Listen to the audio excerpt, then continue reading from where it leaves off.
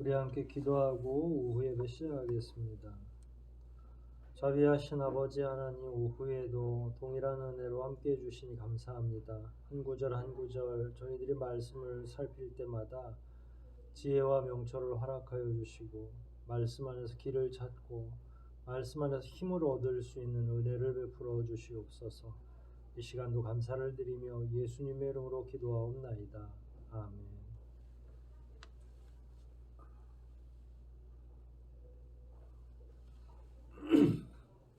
우리 함께 누가복음 6장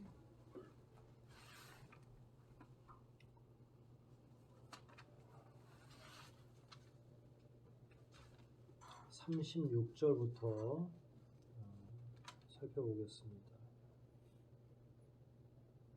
누가복음 6장이 아니라 7장인가요? 네, 7장 36절입니다. 누가복음 7장 36절부터 살펴보겠습니다. 한 구절씩 읽으면서 내용을 살피겠습니다. 제가 읽겠습니다. 한 바리새파 사람이 함께 식사하자고 예수님을 초대하였다. 그래서 예수님이 그의 집에 들어가 식탁에 앉으셨을 때 그 앞에 세례 요한과 관련된 이야기를 주님이 쭉 이끌어내시고 그 다음에 이제 시간이 좀 경과한 것 같아요. 다른 연결 없이 이제 35절과 36절이 이렇게 떨어져 있죠. 그래서 36절이 새롭게 시작이 돼 있는데 예수님과 예수님의 일행들이 있을 때 한 바리새파 사람이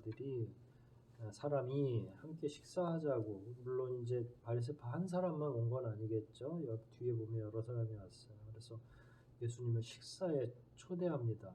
그래서 예수님이 그의 집에 들어가서 식탁에 앉았다 이렇게 표현되어 있어요.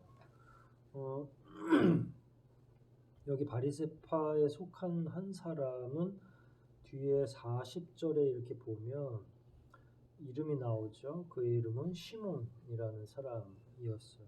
그러니까 예수님이 그를 이름을 불렀었으니까 시몬이라는 사람이었는데 뭐 존경하고 있는지 도대체 어떤 이유로 예수님을 초대했는지는 기록에 나와 있지 않아요. 그럼에도 불구하고 예수님을 초대했고 예수님도 그 초대에 응하셔서 이제 대접을 받으려고 식탁에 앉으셨죠. 그런데 바로 연결해서 37절에 그 마을에 사는 죄 많은 한 여자가 예수님이 바리새파 사람의 집에서 음식을 잡수신다는 것을 알고 향유 한 병을 가지고 왔다. 그리고 이제 그 향유를 당연히 깨뜨려서 이제 옥합을 깨뜨려 가지고 예수님 발에 붓고 머리로 적시고 이런 게 이제 쭉 우리가 알고 있는 내용이죠. 그런데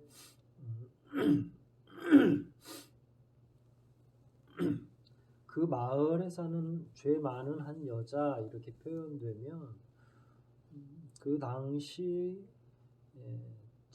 그 지역에 사는 사람들이 다 동일하게 그 여자를 손가락질한 거예요. 그러니까 어떤 한 사람만 저 여자 참 나쁜 여자야 라고 손가락질한 게 아니라 주변에 있는 그 마을의 모든 사람들이 그 여자를 죄인으로 생각하고 있었던 거죠. 그런데 이 여자도 바리새파 사람처럼 바리새파 사람도 예수님에 대한 소문을 들었으니까 예수님을 초청한 거잖아요. 근데 이 여자도 그 소문을 들은 거예요. 예수님 마을에 왔고 여차해서 바리새파 사람의 집에서 음식을 잡수신데 그러고 나니까 이 여자가 이것저것 생각하지도 않고 부랴부랴 향유 한 병을 챙긴 거죠. 이 향유는 저렴한 게 아니에요. 그 당시에 지금도 향수를 만드는 그 기술이 전통적이라면 매우 비싸게 팔려요. 세계에서 팔리는 비싼 향유들은 만들어가는 그 에센스, 그냥 원액을 만드는 과정이 쉽지가 않아요. 예를 들어서 수십 킬로를 녹여서 발효 겸 숙성시켜서 나오는 그 향이 뭐 그야말로 1kg도 안 되는 수십 킬로를 녹였을 때, 그러니까 이 당시에도 그렇고 지금도 그렇고 좋은 향수, 향유는 가격이 어마어마하게 비싸죠. 이 여자가 이 향유를 가지고 있었다고 하는 건 자기가 가지고 있는 재산 가운데 일정 부분을 모아서 향유를 준비한 건지는 잘 모르겠습니다만은, 향유를 챙겨가지고 예수님이 기거한다고 하는 바리새파 사람의 집으로 옮긴 건 맞아요.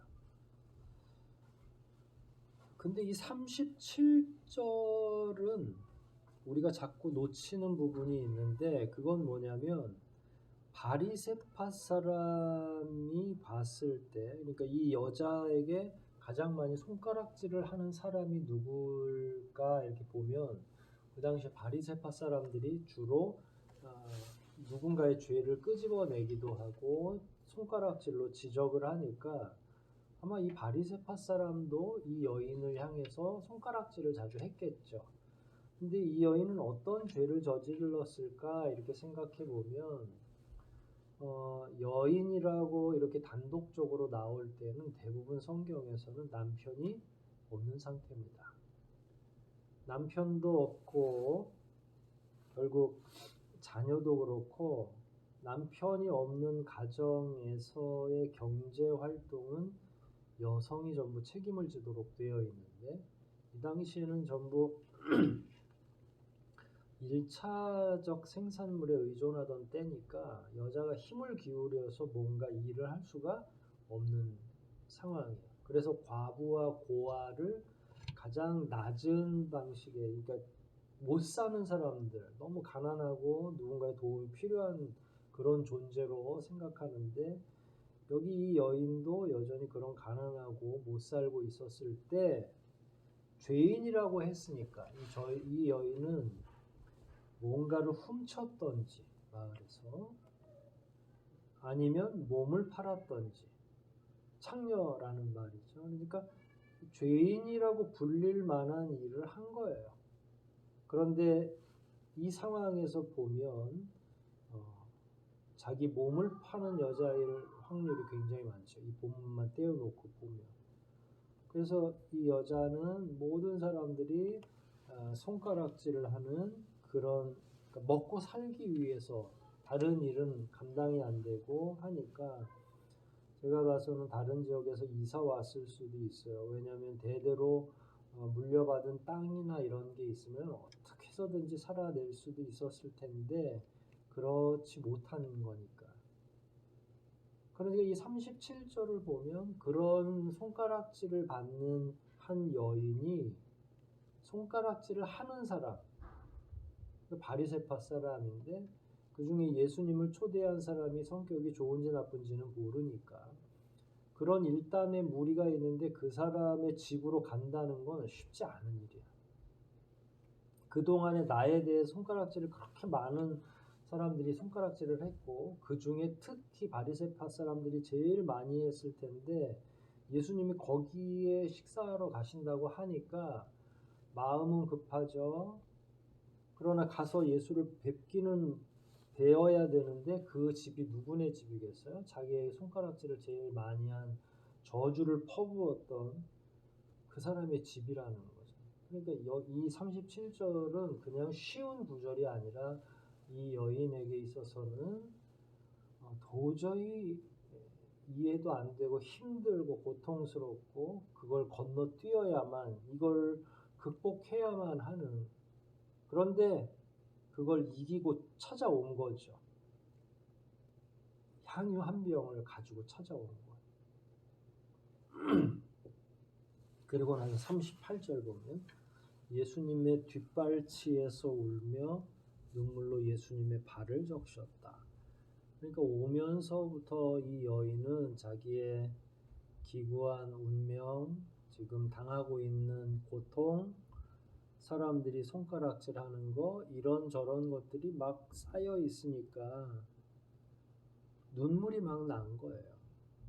뭐 말할 수 없는, 그리고 예수님이 누구신지도 뭐 정확하게 알지 못하지만 그에게 가면 뭔가 위로와 평안이 있을 것 같기도 하고 그랬는데, 그게 예수님을 보는 순간에, 그것도 정면에서 본 게 아니라 여기서는 뒷발치에서 있었다고 하니까 거기서 이미 이게 펑 터지고 울면서 눈물로 예수님의 발을 적셨다. 발을 적실 정도면 눈물이 뭐 찔끔찔끔 한두 방울 난 게 아니라 우리 표현으로 보면 대성통곡을 한 거겠죠. 그러나 막 엉엉 소리를 내진 않았을 거고, 그냥 그 뭐라 그래야 돼, 참으면서 또 울면서 예수님의 발을 눈물로 적신 거죠. 그리고서 38절 계속 보면 그 여자는 자기 머리카락으로 예수님의 발을 닦으며 거기에 입 맞추고 향유를 부었다. 그녀가 죄를 지은 까닭에 사회적 약자로서 살기 위해서 몸부림쳤던 그 모든 과정들이 생각났을 수도 있고, 이런 상황으로 인해서 오기가 어려웠지만 궁극적으로 그걸 극복하고 왔어요. 그러면서 우는데 그 울음은 아마 자기 삶의 고단함이 그 안에 포함되어 있을 것이고, 울면서 결국은 주님 발 앞에 엎드려서 머리카락으로 주님의 발을 씻었죠. 그리고 자기가 가져온 향유 옥합을 깨뜨려서 주님 발에 씻겨드리면서 또 그 발에 입맞추고, 그러니까 그녀는 그녀가 할 수 있는 한 모든 최고의 존경을 담아서 주님께 헌신하는 거예요. 향유도 깨뜨렸죠. 이거는 뭐 비용이 어마어마한 비싼 거니까. 그 다음에 발을 닦아주는 건 자기 머리로 발을 닦았잖아요. 인간의 제일 고귀한 부분을 얼굴, 머리라고 하는 거예요. 제일 하찮게 여겨지는 게 발이죠. 그런데 이제 손님이 이렇게 외부에서 들어오면 발을 씻겨줘야 되는데, 나중에 그 이야기는 나오지만 시몬이 그렇게 하지 않고 이 여자가 부랴부랴 머리카락으로, 그러니까 자기에게 있어서 가장 소중한 걸 다 주님을 위해서 희생하고 헌신한 거죠. 그녀는 최상의 존경을 담아서 주님께 할 바를 다 한 거예요. 근데 이 상황이 굉장히 부자연스럽지만, 바리새파 사람의 집에 감히 죄인인 여자가 와서, 그것도 여성이 그 남성의 발을, 그것도 누군지도 모르는 그런 상황인데 머리카락으로 막 씻겨주고 눈물을 흘리고 향유를 붓기도 하고, 굉장히 부자연스러운 일인 거예요. 부자연스럽지만 그게 너무나 자연스럽게 진행이 되고 있는 거예요. 보통 주님은 겸손하시니까 만약에 주님에게 있어서 이런 행위들이 거북살스럽고 주님이 받지 않으려고 했다면 얼마든지 제재하실 수 있죠. 하지 마라. 그런데 주님도 알면서 그냥 이걸 묵묵히 받아주고 계신 거예요. 그러니까 참 놀라운 일이 우리가 상상해 보면 일어나고 있는 거죠. 그때 39절에 보면 예수님을 초대한 바리새파 사람은 이것을 보고 이 광경을 지켜보고 있는 거예요. 만일 이 사람이 예언자라면, 그러니까 이 사람이 지금 예수님을 초대한 이유도 잘 모르겠다고 한 게 그거예요. 예수님이 예언자인지 아닌지도 지금 긴가민가 하고서 초대를 한 거잖아요. 그래놓고 속으로 예언자라면 자기를 만진 이 여자가 누구라는 것쯤은 알 텐데 이 여자는 죄인이 아니던가 하고 속으로 중얼거린 거죠. 그 죄인이라고 하는 그 일종의 족수에는 본인들이 다 내려놓은 거죠. 바리새파를 비롯해서 종교 지도자들이. 그러니까 자기가 평소에 경멸하던 죄인 여자, 그것도 창녀일 가능성이 높은 이 여자가 예수님에게 와서 막 이렇게 하니까 속으로 참 별꼴이다. 그런데 만약에 전양반이 진짜 예언자라면 저 여자를 딱 알아봤을 거야. 이렇게 속으로 중얼중얼거리고 있는 거죠. 그러니까 예수님을 이런 상황을 통해서 실험해보고 있는 거예요. 예수님이 진짜인지 아닌지. 근데 예수님이 이런 사람인 걸 모르고 여기로 왔을까? 그렇지 않겠죠. 예수님은 항상 모든 걸 다 알고 계실 뿐만 아니라 이런 상황을 통해서 반드시 전세를 역전시키는 분이시니까 뭔가 또 교훈을 해주시겠죠. 이런 생각을 하고 있을 때 예수님이 그 생각을 아시고 그래서 40절에 예수님이 그에게 이렇게 말씀하셨어요. 시몬아, 내가 너에게 할 말이 있다. 그리고 나서 선생님 말씀하십시오 라고 이야기했죠. 평범한 얘기예요. 근데 시몬은 뭔 얘기를 할지 몰랐죠. 왜냐하면 자기가 뭐 예수님을 초대를 했고 지금 뭐 들어와서 얼마 있은 다음에 무슨 예수님이 이걸 봉변당했다고 생각하시나? 아, 저 여자 때문에 아주 분위기가 별로야. 뭐 이렇게 시몬은 나름 생각하고 있었을 텐데 그때 할 말 있다 그러니까 예, 말씀하세요. 그 여자를 쫓아내려면 쫓아내는 거고 아직 식사도 시작이 안 돼 있는 거니까. 이런 상황으로 진행되고 있고요. 그래서 예수님은 시몬에게 할 말이 있다고 하고 그리고 시몬은 선생님 말씀하세요 라고 해서 그냥 대화가 이루어지는데 41절에서 예수님이 은유를 말씀하시죠. 돈놀이 하는 사람이 있는데 그 돈놀이 하는 사람에게 두 사람이 채무 관계가 얽혀 있는 거예요. A라는 사람과 B라는 사람. 그 A와 B가 있었는데 A라는 사람에게는 500데나리온을 빌려줬고 빚을 진 거죠. 한 사람이. B라고 하는 사람에게는 50데나리온의 빚을 졌다. 뭐 이게 얼마나 많은 액수인지 그걸 따지는 데는 크게 뭐 중요하지 않고 아무튼 500대 50이니까 차이가 있다는 것만 그냥 아시면 돼요. 돈을 빌려주는 돈놀이 하는 사람이 이렇게 해서 두 사람에게 500데나리온, 50데나리온 그러니까 500만 원, 50만 원 뭐 이 정도 생각하시면 될 것 같아요. 근데 빚을 졌는데 둘 다 42절에 빚을 갚을 돈이 없으므로 능력이 그러니까 보통 빚을 질 때는 언제까지 갚을게요 이렇게 이야기하는데 변제할 능력이 없는 거예요. 그럼 이거는 뭐 일주일 만에 다 이런 결론은 안 나는 거죠. 변제할 능력이 없는데 꽤 오랫동안 돈을 갚지 못하니까 결국은 그 사람들의 빚을 면제해 주기로 한 거예요. 주인이. 돈을 빌려준 돈놀이 하는 사람이. 이 사람이 돈놀이를 하는 건 나쁜 일이지만 그나마 빚을 면제해 준다는 면에 있어서는 다행이죠. 그래서 그 두 사람 모두 빚을 면제해 줬다. 한 사람은 500만 원, 한 사람은 50만 원의 빚을 면제받은 거죠. 그래서 주님이 이제 질문을 합니다.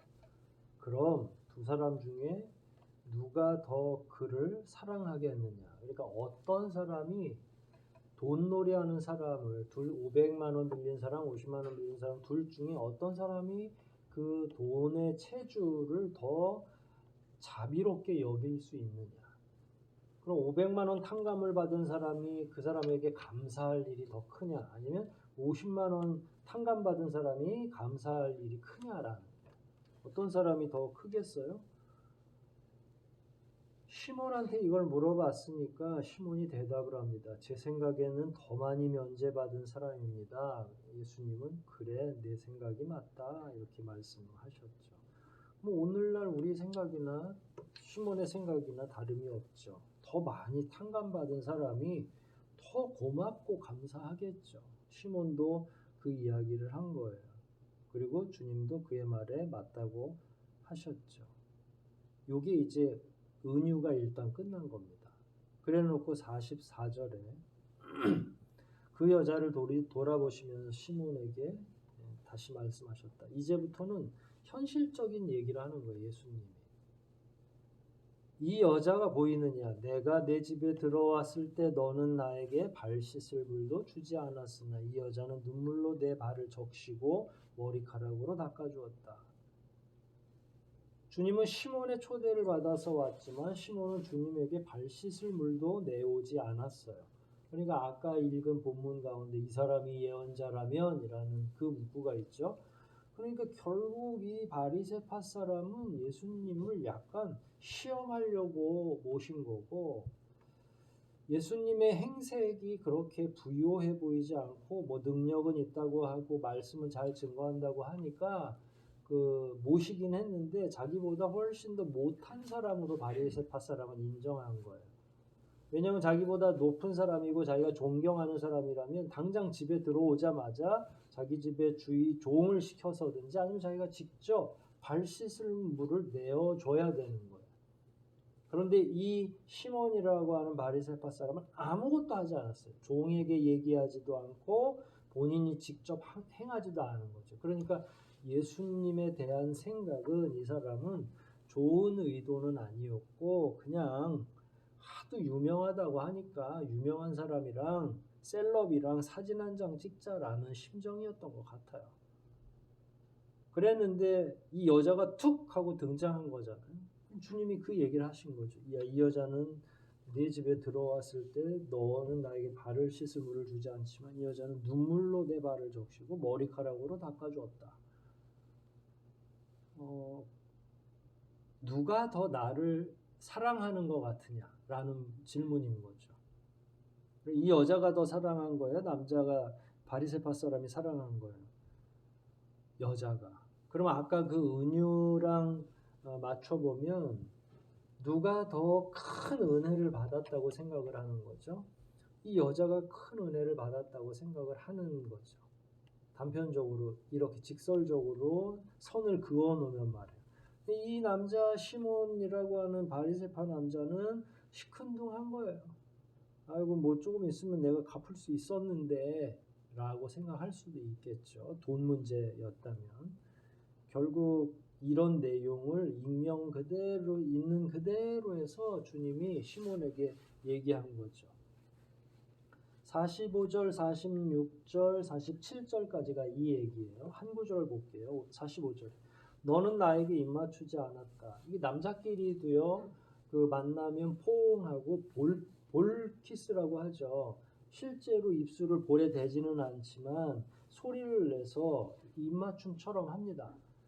그거는 상대편을 존경하기도 하고 먼 길 왔으니까 수고했다는 의미도 있고 그런 입맞춤을 했는데 이 시몬은 예수님을 모셔놓고 발 씻을 물도 안 줬죠. 그 다음에 환영하는 태도도 보이지를 않았던 거예요. 하지만 45절 이 여자는 내가 들어올 때부터 계속 내 발에 입을 맞췄다. 이거 막 정신이 없는 거예요. 이 여자는 주님을 그렇게 만나고 싶었고 만나자마자 막 감격하고 자기 죄가 드러나니까 고통스럽기도 하고 그러면서 눈물을 흘리고 입 맞추고 머리카락으로 또 발을 쓸어주기도 하고 이제 스스로 감격하기도 하고 주님 입장에서는 어리둥절하지는 않아요. 왜냐하면 이 여자가 누구인지를 다 알고 계시니까 애처롭게 여기셨겠죠. 아이고 자기 죄에 대해서 이토록 가슴 아파하는구나. 46절에 또 이런 얘기예요. 너는 내 머리에 아무 기름도 발라주지 않았다. 이것도 환영의 인사에 속하는 거거든요. 일종의 3종 세트 같은 거죠. 물로 발을 씻겨주고 입 맞추고 그 다음에 귀한 사람이 오면 감람유를 머리에 이렇게 발라주는 거예요. 그랬는데 도대체 이 시몬은 해낸 일이 하나도 없어요. 하지만 이 여자는 향유를 내게 부었다. 내 발에 부었다. 그러니까 이거는 이 여자는 이제 역사에 계속 기록이 되어 있는 거고 시몬이라는 사람은 이름까지 드러났지만 결국은 예수님을 홀대한 사람으로 기록이 되는 거죠. 예수님이 어디 식사할 데가 없어서 이 사람의 초대를 수용한 걸까요? 그렇지 않죠. 바로 예수님은 시몬에게 이런 교훈을 온전히 얘기해 주려고 바리새파 사람들이 교만하니까 이렇게 힘없고 가난하고 죄인이라고 불리는 이 여자를 통해서 주님 맞을 준비가 되어 있는, 그러나 당시 종교 지도자들은 아무도 예수 그리스도를 환영하지 않는 이 대조를 명확하게 알려주는데, 그게 바로 상대가 시몬이었던 거예요. 그러니까 이 시몬은 자기가 가난해서 할 수 없어서 못 해준 게 아니라 여건도 있고 다 되는데도 불구하고 예수님을 인정하지도 않고 예수님을 환영하지도 않고, 본인이 그렇게 하나님의 거룩한 백성이라고 이야기하면서도 결국은 하나님 가운데 한 분이신 예수 그리스도가 이 땅에 오셨는데 그분을 이토록 홀대하고 있는 거예요. 그런데 이분을 가장 존경하고 주님을 최선을 다해서 경배한 사람은 그 당시에 죄인이라고 하는, 그야말로 마을에서 없어져도 상관없다고 여겨지는 그 여자가 이 주님을 이렇게 최선을 다해서 경배하고 맞아줬던 거죠. 이게 얼마나 대조적이고 아이러니한 일입니까? 결론이에요. 47절에 그러므로 내가 너에게 말하지만 이 여자의 많은 죄가 용서받았다. 그것은 이 여자가 나를 사랑했기 때문이다. 그러나 적게 용서받은 사람은 적게 사랑한다. 너는 나에게 많은 사랑을 못 받고 많은 용서를 못 받은 거다. 너는 왜냐면 네 스스로가 의롭다고 여기고 용서받을 게 없다고 생각하기 때문에 이런 일이 벌어진 거니까, 결국은 영원한 하나님의 나라를 상상해 놓고 본다면 바리새파 이 시몬은 하나님의 나라에서는 뭐 올라갈 수 있는지는 모르겠지만 만약에 올라간다고 하면 그렇게 하나님으로부터 자애로움을 받기는 어렵겠죠. 자기가 한 대로 만약에 받는다고 하면, 하나님 나라는 공평하기 때문에 누구나 다 동일하게 취급을 받겠지만, 그럼에도 불구하고 이 땅에서의 기준으로 본다면 이 바리새파 사람은 예수 그리스도에게 행동한 걸로 봐서는 예수님을 믿지도 않은 데다가 기본적으로 인간끼리 자기네 동네 사람을 모셔도 발 씻어주고 기름 발라주고 키스하는데, 볼에 키스를 하는데, 입맞춤을 하는데 그것도 하지 않는 거예요. 그러니까 주님 알기를 너무 우습게 알고 그러면서도 자기들이 잘났다고 하는 거잖아요. 그래서 주님은 47절처럼 말씀하신 거죠. 이 여자가 더 풍성하게 구원을 얻은 것이다. 너는 행동과 모든 삶의 양태를 보아서 너의 진심은 나에게 있지 않구나 라는 걸 명확히 드러내신 거죠. 이게 이제 시몬하고는 이야기가 끝난 거예요. 그러니까 시몬은 참 식사 초대를 할 거면 정말로 성심을 다해서 주님을 모셔야 되는데 밥 한 끼 그냥 먹이고 지나가는 그냥 과객이니까 밥 한 끼 먹이고 보낼 이 정도의 생각으로 주님을 맞이한 거예요. 얼마나 이 불행한 사람입니까? 그 다음에 뭐 밥도 맛있게 먹었다는 소리도 없어요, 사실은. 이걸로 끝이죠. 하지만 이제 이 여자에 대한 문제가 남아 있잖아요. 그래서 48절에 예수님은 그 여자에게 내 죄는 용서받았다라고 말씀하셨어요. 그러니까 그 여자가 예수님께 한 행동을 예수님은 회개로 받으신 거예요. 그러니까 회개하면 죄사함이 있는 거잖아요. 자기 죄에 대해서 후회하는 거니까 그러면 너는 용서받을 수 있다. 그런데 더군다나 그 대상이 일반 성직자도 아니고 예수님이었으니까 즉시 죄를 용서받는 거죠. 이 여인은 여기까지 오는 것 자체도 고통스러웠고 용기가 필요했는데 어떻게 해서든지 예수님을 만나서 자기의 마음 아픈 것들, 또 자기가 짊어지고 있는 죄책감의 문제를 그냥 토해내고 싶었는데, 그냥 그래서 그 마음 그대로 했는데 예수님이 내 빛이 모두 탕감받았다라고 말씀을 해주시는 거예요.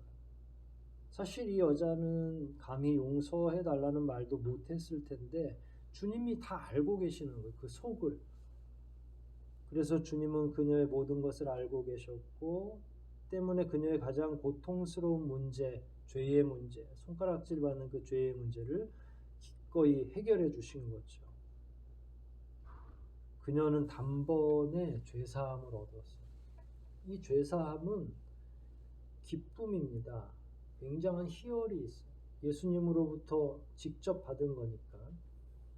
우물가에서 예수님이 그 과부를 만났을 때 그 여자도 남편이 그 전에 5이나 있었고 지금 있는 여자도 제대로 된 남편이 아니라고 주님이 일가를 했을 때 그 여자는 그럼 어떻게 구원을 얻습니까? 그랬을 때 예수님이 성령과 진리로 예배해야 된다.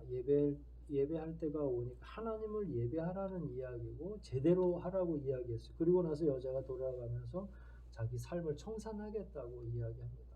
그러니까 밑바닥부터 그렇게 하기를 원했지만 삶을 사는 게 어려우니까 계속 유지될 수밖에 없었던 그 불행의 고리를 예수님이 끊어준 거고, 오늘 본문에 나오는 이 여자 또한 예수님께 사실은 무슨 얘기도 안 했어요. 이 여자는 그냥 운 거밖에 없어요. 그럼에도 불구하고 의사소통이 되니까 예수님이 그녀의 죄를 다 용서해 주시는 일로 끝난 거죠. 자, 얼마나 아름답습니까? 하지만 주변은 아름답지 않아요. 49절에 함께 있던 사람들, 식탁에서 같이 먹던 사람들이 수군거리죠, 속으로. 자기가 뭔데 남의 죄까지 용서해줘? 라고 하는 말이에요. 사실은 오늘날도 이렇게 할 것 같아요. 만약에 예수님이 우리 가운데 계시고 그분이 누군가의 죄를 용서한다고 저도 막 중얼거릴 것 같아요. 자기 예수인가? 뭐야? 이렇게 얘기하겠죠. 구원자야? 뭐야? 똑같은 일인 거예요. 주님에 관해서, 주님의 권세에 관해서 알지 못하는 사람들은 그 무지로 인해서 그릇된 가치관을 가지고 예수님을 바라보기 때문에 나올 수 있는 답은 딱 요거예요. 이거를 능가하는 답이 나오는 건 기대할 수도 없고 기대할 필요도 없습니다. 그리고 예수님도 신경 하나도 안 쓰세요.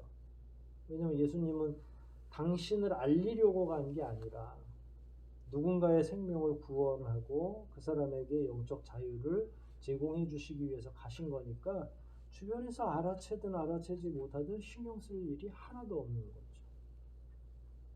그리고 나서 마지막 50절입니다. 그러나 예수님은 그 여자에게 신경 쓰지 않으시고 누군가의 말에 대꾸도 안 하시면서 내 믿음이 너를 구원하였다. 평안히 가거라. 예수님의 말씀, 하나님의 응대는 항상 그 사람에게 가장 필요한 방식을 줘요. 그러니까 답도 마찬가지. 답을 보면 그 여자가 그동안 뭐가 필요했는지가 나오는 거거든요. 내 믿음이 너를 구원하였다라고 했으니까 구원이 필요했던 거고, 그리고 가장 중요한 용어가 평안이에요. 평안히 가라. 이 여자는 마음에 평안이 없어요. 그 동네에서 사는 한 늘 손가락질에 시달려야 되는 거예요. 어디를 가도 사람들은 이 여자를 놓고 수근수근거리는 거죠. 저 여자는 나쁜 여자야. 죄를 짓고 있어. 저 여자는 우리 동네에서 없었으면 좋겠어. 그런데 그거에 대해서 주님이 괜찮아. 구원받았어. 내 믿음이 너를 구했어. 이제 평안히 살면 좋겠다 라고 했을 때 남들이 아무리 뭐라고 이야기해도 괜찮아. 이제 믿음이 생긴 거고 예수님을 알게 된 거고 이러면 이제 삶의 변화가 올 수 있겠죠. 뭐 이 지역을 떠났을 수도 있지만 이 지역에 계속 살면서 예수의 복음을 증거했을 수도 있겠죠.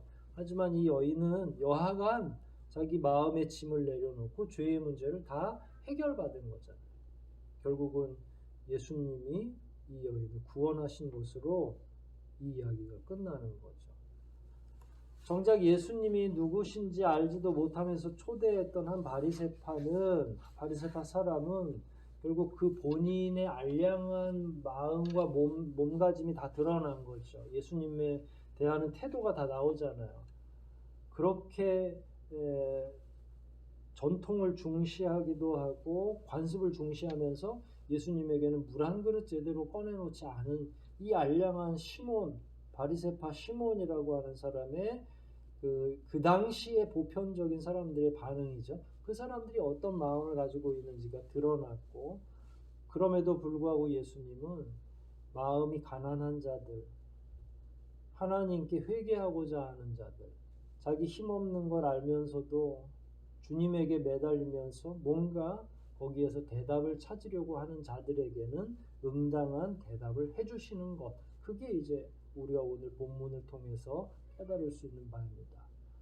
저와 여러분도 결국은 우리는 항상 본문을 보면 어떤 길을 택해야 될지를 요청받는 거죠. 근데 이 자리에서는 당연히 다 향유를 부은 여인에게 우리가 후한 점수를 주고 우리도 그렇게 주님을 응대하고 만나야지라고 하지만 실생활에서 살아갈 때는 바리새파처럼 살아갈 때가 훨씬 더 많은 거죠. 그게 우리의 약점인 거죠. 오늘 본문 말씀을 제대로 잘 이해하고 각자의 삶 속에서 향유를 부은 이 여인처럼 주님을 더욱더 최선을 다해 모시는 그런 삶이 저와 여러분 가운데 함께 하시기를 주의 이름으로 축복합니다. 우리 말씀 생각하면서 한번 기도하시겠습니다. 주님이 우리 삶에 찾아오셨을 때 우리가 그분을 어떻게 대접하고 인정해야 되는지, 우리는 과연 주님께 무엇이라고 말씀드리고 또 주님으로부터 어떤 말씀 듣기를 원하는지 이 시간 함께 한 목소리로 기도하시겠습니다.